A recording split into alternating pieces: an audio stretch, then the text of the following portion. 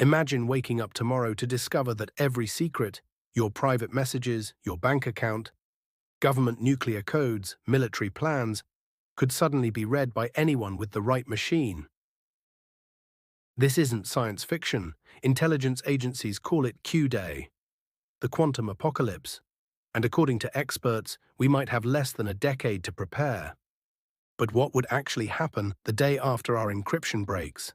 How would society react when the invisible walls protecting our digital lives suddenly vanish? Today, we're going to walk through that scenario, step by step, hour by hour, because understanding Q-Day isn't just about technology, it's about the future of human civilization itself. To understand Q-Day, we first need to understand why our current encryption works at all. Every time you see that little padlock icon in your browser, every time you send a text message or make an online purchase, you're protected by mathematical problems that would take classical computers thousands of years to solve. RSA encryption, which protects most of the internet, relies on a simple but powerful idea. It's easy to multiply two large prime numbers together, but extremely difficult to work backwards, to factor that result back into its original components. For a classical computer to crack a 2048-bit RSA key, the current standard, it would need roughly 300 trillion years. That's longer than the universe has existed. But quantum computers don't play by the same rules. Where classical computers use bits that are either 0 or 1, quantum computers use quantum bits, qubits, that can be both 0 and 1 simultaneously. It's called superposition, and it allows them to explore multiple solutions to a problem at the same time. Just 300 qubits in perfect superposition could represent more states than there are atoms in the universe. That's the kind of computational power we're talking about. In 1994, mathematician Peter Shor proved that a sufficiently powerful quantum computer could factor large numbers exponentially faster than any classical computer. What would take 300 trillion years classically could be done in hours. Shor's algorithm doesn't just threaten RSA, it breaks elliptic curve cryptography, Diffie-Hellman key exchange, essentially every form of public key encryption that keeps the modern internet secure. And we're getting close. Google achieved quantum supremacy in 2019. IBM's quantum computers are doubling in power every few years. By some estimates, a cryptographically relevant quantum computer, one that can break real encryption, could exist by 2030 or even sooner.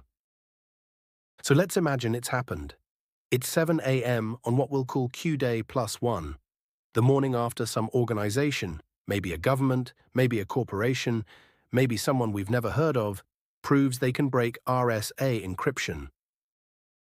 The announcement comes through official channels first, then social media explodes, Q-Day starts trending worldwide.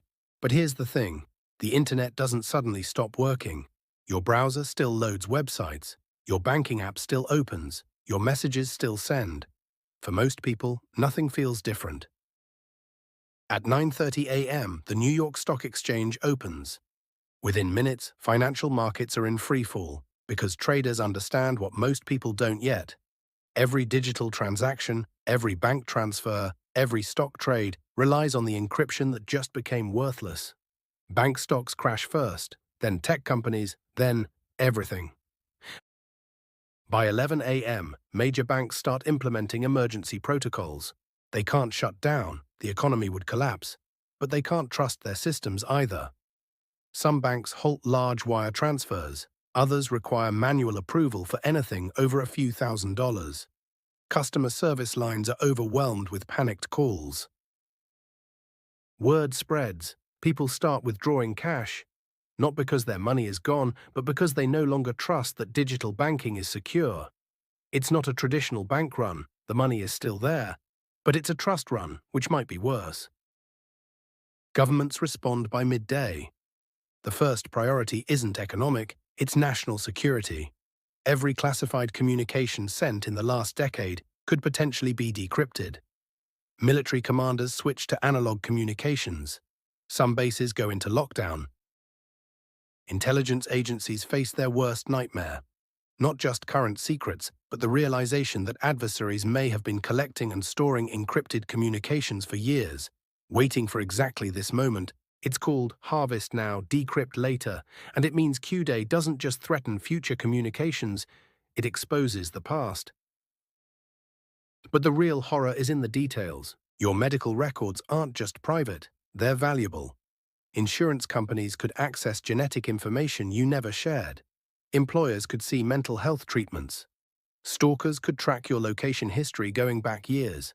Every smart device in your home that relies on encrypted communications could be compromised. Your smart locks, your security cameras, your car if it's connected to the internet. Traffic control systems, power grid communications, water treatment facilities, all potentially vulnerable if they haven't been upgraded to quantum-resistant encryption. By evening, social media is chaos. Conspiracy theories spread faster than facts.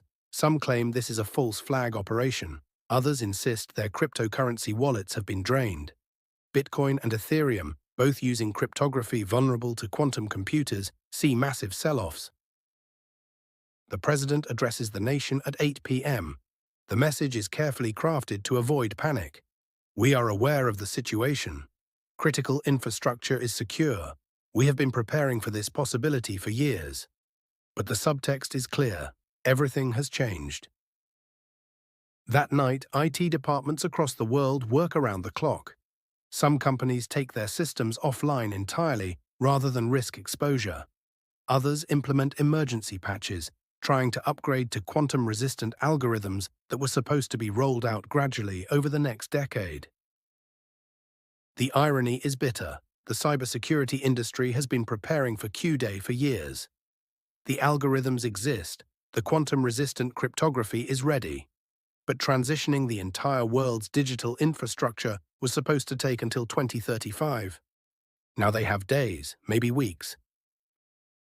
Meanwhile, internationally, the accusations begin. Which government or organization broke the encryption first? Was it the United States, China, a private corporation, a criminal group? The breakthrough gives whoever achieved it an unprecedented intelligence advantage. Every encrypted communication from every other nation could potentially be readable. Military plans, diplomatic strategies, economic policies, all laid bare. And through it all, ordinary people are trying to understand what this means for them. Some delete old emails and messages, not understanding that if they were intercepted before, it's already too late.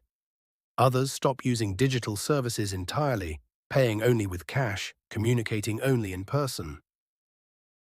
But the strangest thing, life goes on. People still go to work, children still go to school, the power stays on, the water runs, food appears in grocery stores. Q-Day isn't the apocalypse, it's the day trust died, and that might be worse. Here's what most people don't know. The fix already exists. For years, the National Institute of Standards and Technology has been running a competition to develop post-quantum cryptography, algorithms that even quantum computers can't break. Instead of relying on factoring large numbers, these new algorithms use different mathematical problems. Some are based on lattices, geometric structures in high-dimensional space. Others use hash functions or multivariate equations. The math is different, but the principle is the same. Make the problem so hard that even a quantum computer would need longer than the age of the universe to solve it. In our Q-Day scenario, the race begins immediately. Government agencies that have been slowly testing post-quantum algorithms suddenly implement them everywhere. The military switches first, they can't afford to wait. Then critical infrastructure, power grids, water systems, hospitals. Tech companies release emergency updates. Your phone gets a security patch that's actually a complete cryptographic overhaul. Websites display banners, now with quantum-safe encryption. But here's the problem. Not everything can be updated quickly. Industrial control systems that have been running the same software for decades. Medical devices that weren't designed to be patched. Millions of Internet of Things devices that don't have the processing power to run quantum-resistant algorithms.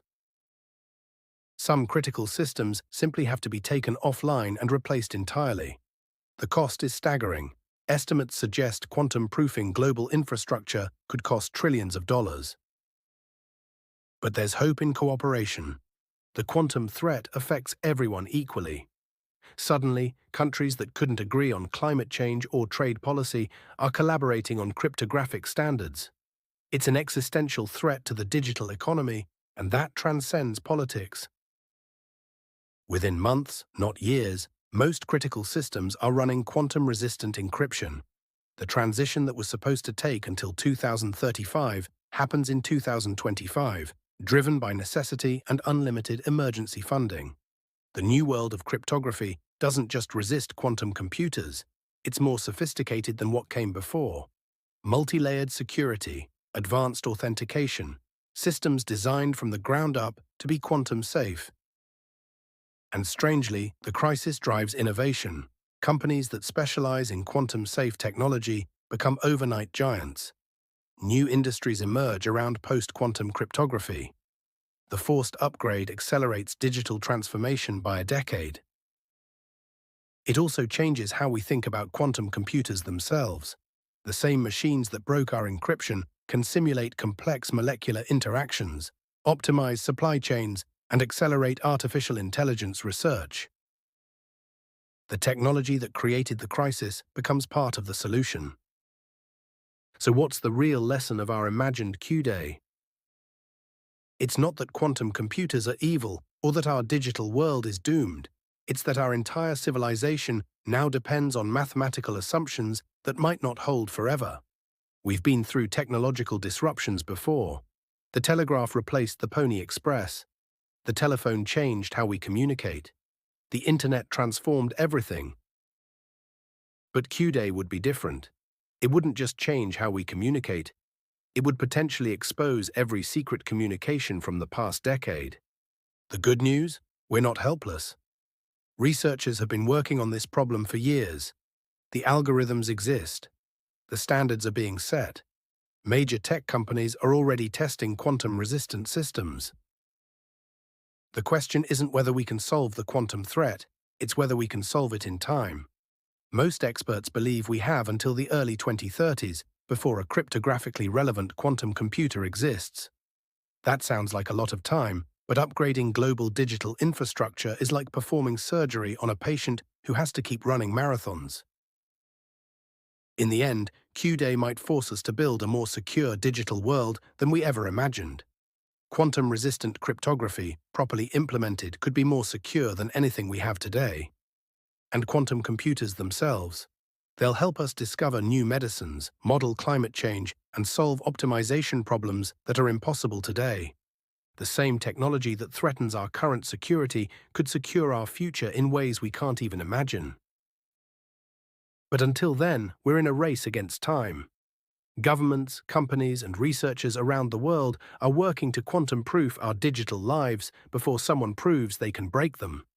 Q-Day isn't science fiction, it's a deadline. The only question is whether we're ready for it or not.